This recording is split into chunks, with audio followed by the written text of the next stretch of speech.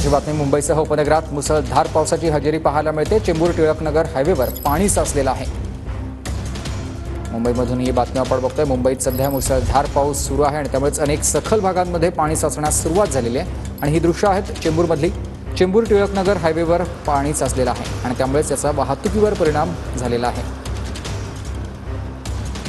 मुंबईत पावसाचा जोर कायम असून सकाळपासूनच मुंबईमध्ये पावसाने जोरदार बॅटिंग केलेली आहे। याचा परिणाम म्हणून अक्षरशः मुंबईच्या सकल भागांमध्ये पूर्णतः पाणी साचलेलं असून सर्व रस्ते जलमय होताना आपल्याला पाहायला मिळतात। सध्या आपण चेंबूर येथील टिळकनगर परिसरामध्ये आहोत। दृश्यांमध्ये बघू शकतो या रस्त्यांवर अक्षरशः नद्या वाहत आहेत। आपण दृश्यांमध्ये बघू शकतो या ठिकाणी जे वाहन चालक आहेत त्यांना गुडघाभर पाण्यामधून या ठिकाणी वाट काढावी लागते। त्यांना अक्षरशः त्यांची हेळसांड होताना इकडे आपल्याला पाहायला मिळते। दृश्यांमध्ये बघू शकतो आपण पावसाचा जोर कुठेही कमी झालेला नाहीये।